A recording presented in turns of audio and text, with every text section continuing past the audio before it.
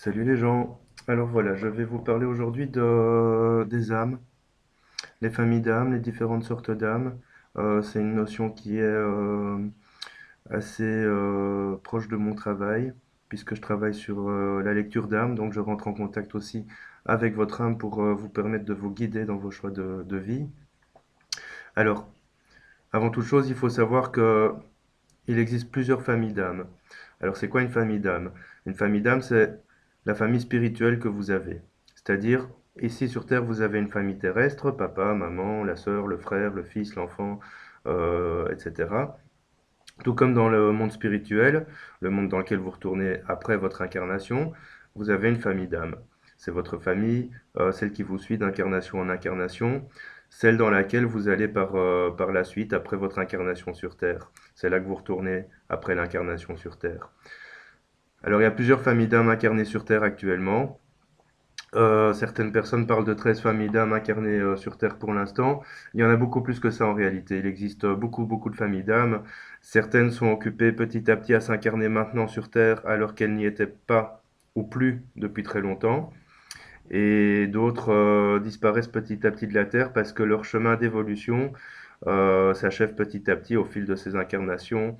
On évolue et la famille d'âmes évolue en même temps. Parce qu'effectivement, quand on évolue sur notre terre, dans l'incarnation qu'on vit, par rapport aux expériences et aux épreuves qu'on vit, notre famille d'âmes évolue en même temps.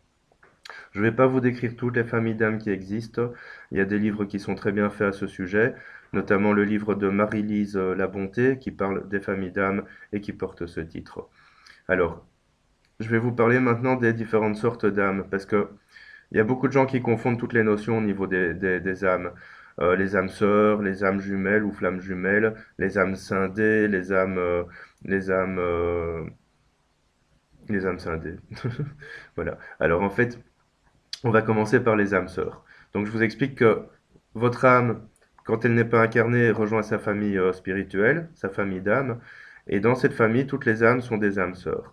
Voilà. Alors beaucoup de gens confondent cette notion avec du sentimental. En réalité, une âme sœur n'est pas forcément une âme avec laquelle vous allez vivre une expérience amoureuse. Une âme sœur, ça peut être une personne avec laquelle vous allez simplement bien vous entendre. Ça peut être un frère, une sœur, un parent. Ça peut être un meilleur ami. Ça peut être même un collègue ou un patron avec lequel vous vous entendez parfaitement bien. Et avec cette personne, vous avez souvent le sentiment, et c'est là où il faut être vigilant, qu'une relation pourrait justement être parfaite. Alors je parle ici des personnes qui ne font pas partie de votre famille terrestre évidemment, je parle des personnes extérieures, mais souvent on a tendance à penser que notre âme sœur, c'est la personne avec qui la relation pourra être vraiment parfaite, que ce soit une relation amoureuse ou une relation sentimentale amicale, donc relationnelle.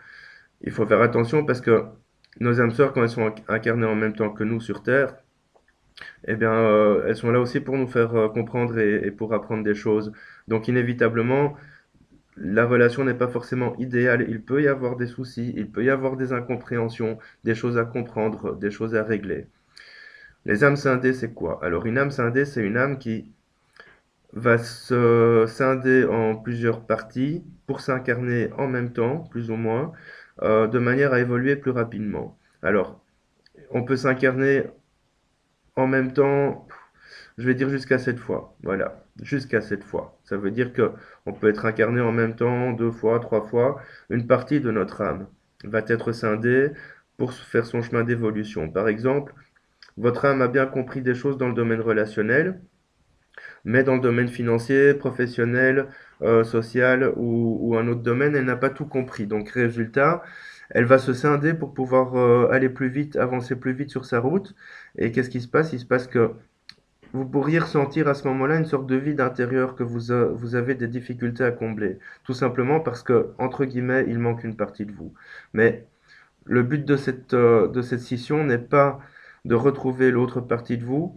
Le but de cette scission est vraiment de se compléter tout seul pour pouvoir faire son chemin d'évolution plus rapidement et donc sortir beaucoup plus rapidement de son cycle d'incarnation.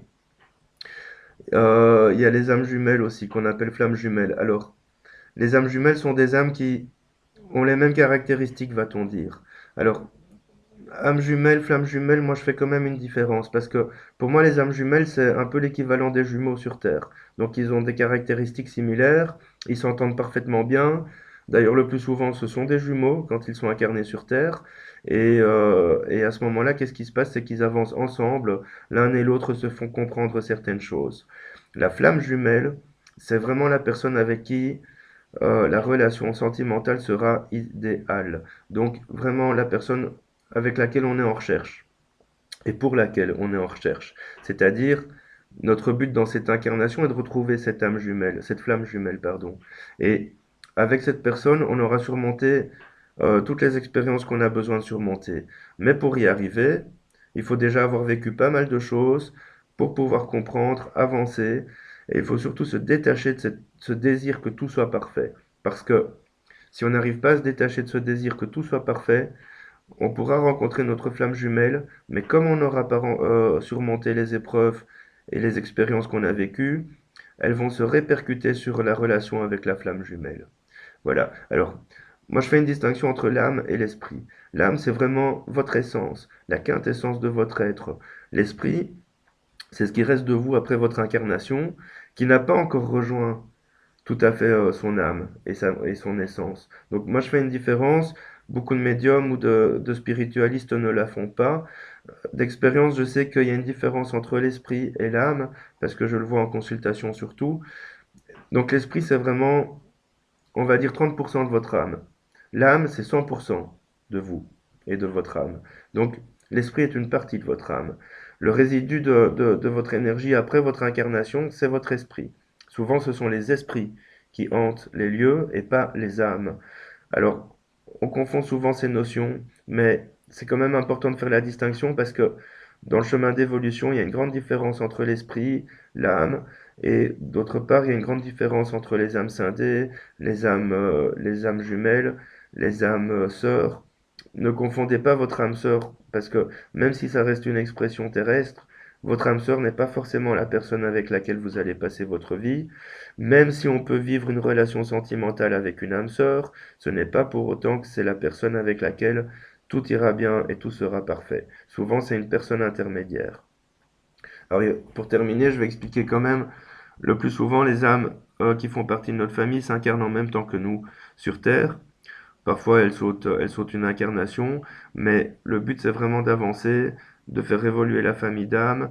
Ce sont des âmes qui, en général, ont déjà vécu des expériences avec vous et qui soit sont présentes pour vous le faire comprendre aussi, soit pour vivre de nouvelles expériences. Alors de nouveau, cette notion de âme sœur, c'est de se dire, tiens, avec cette personne, tout va bien, je m'entends bien, j'ai l'impression de la connaître depuis toujours.